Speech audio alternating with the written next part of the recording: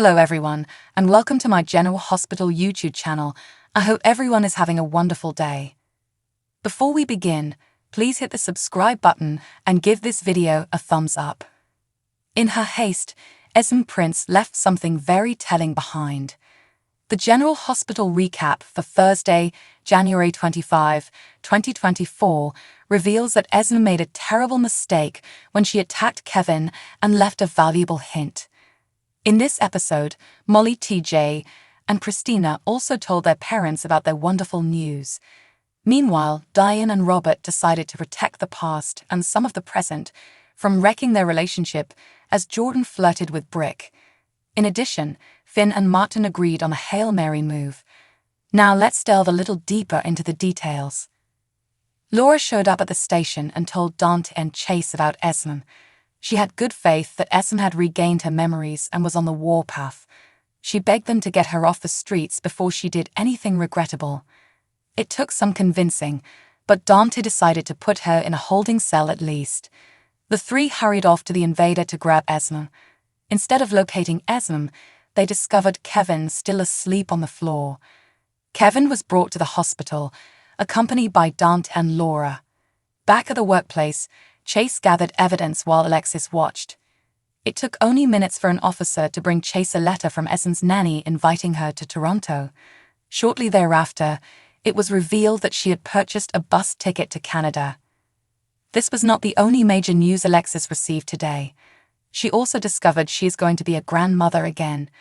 Christina and Molly announced their pregnancy to TJ first, and they talked about their hopes and anxieties before notifying their parents. As fate would have it, Sunny was at the Savoy with Alexis, so they went together. Jordan arrived shortly after, and once everyone was in the room, the trio revealed the good news. In 9 months, the child would be born. Speaking of Jordan, she had an unusual meeting with Brick earlier that day. She invited him to her flat, hoping to recruit him for her renegade mission. A little flirtation was all it took. That could be her undoing, though, because Brick entered those digits into his phone, departed, and once exclaimed, "Gotcha." Back at the Savoy, Robert and Diane discussed her friendship with Sunny. He didn't like how close she was to the Mafia. However, it was not up to him to make that decision. Besides, what about his history of sidling up to vixens? In the end, Robert and Diane decided to leave the drama out of their romance. Meanwhile, Finn was nervously preparing for his trial. Liz tried to calm him down, but Martin offered him hope. They all decided that hiring a private investigator was the best approach to find the mystery physician who may have diagnosed Muldoon with cancer. They prayed to find them in time. Valentine Cassadine wholeheartedly supports Nina.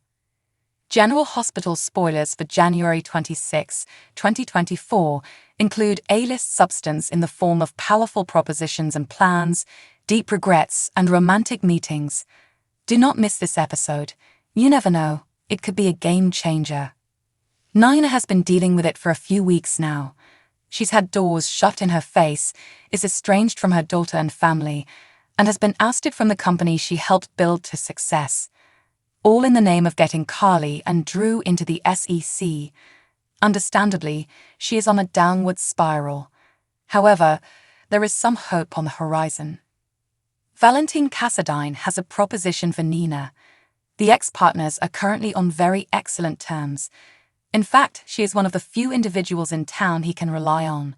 She went to the mat for him during the most recent dark Charlotte phase. Clearly, he supports Nina and recognizes her need for assistance. So, what does this statement entail? Will Valentine let Nina in at ELQ? It's only fair, given that Drew just stole Crimson away from her.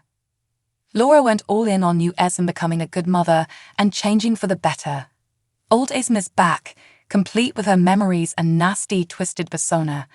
In reality, she conked Kevin over the head to keep him from disrupting her preparations. Laura has properly and finally expressed regrets, but to whom?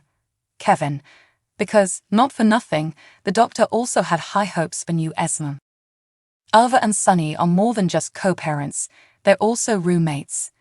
And they're now adding co-conspirators to their roster of joint titles. The two are making plans, which seems really low-key. Sunny and Iva, on the other hand, are high-key types that only do things that have the most impression and, on occasion, inflict harm.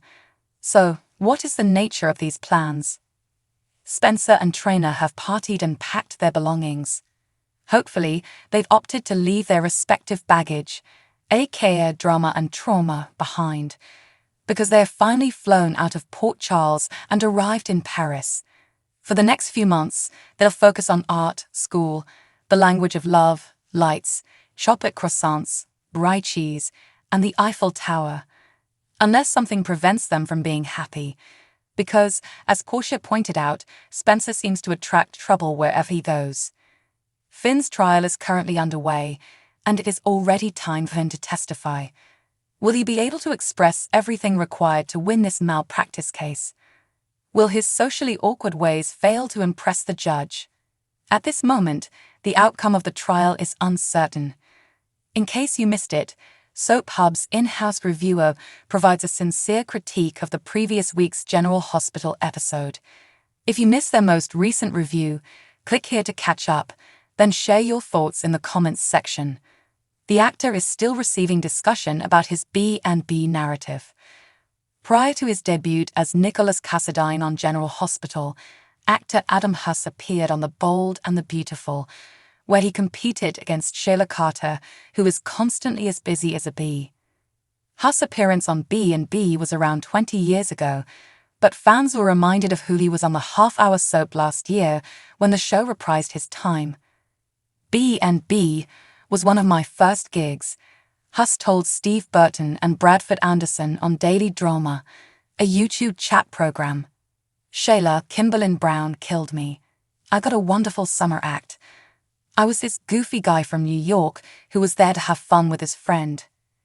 Huss's character, Lance, was allergic to bees. Shayla duped Lance into sleeping with Amber, who was involved with Rick Forrester at the time. Lance realized he needed to come clean so Rick could discover the truth, so Shayla decided to remove him from the equation. She knows I'm allergic to bees, Huss says in character. I'm having a peanut butter and honey sandwich, which is spilling all over me. I go to sleep, and she brings bees into the room. She was dressed in a beekeeper suit. They employed genuine, live bees. They had a closed stage. Fortunately, Huss had a stunt double who intervened before he could get stung for real. He claims the duplicate was the only bee wrangler in town. However, the obvious age difference between Huss and the stuntman did not go ignored. My brother watched it and always razzes me. Adam, what the... Suddenly, it's you and this 60-year-old. It was really funny. While it looked that Shayla would never be held accountable for killing Lance, the B&B writers revisited this subject last year when Bill persuaded Shayla to admit what she did. It popped up. Shayla received a prison sentence for murder. She'd done other things, but that was one of the primary points. I finally got justice, Huss adds. Not precisely. Shayla walked on a technicality due to Deacon's old friend, Judge Avon Scott. Thanks for watching. If you like this video, so please don't forget to subscribe my channel and don't miss any update.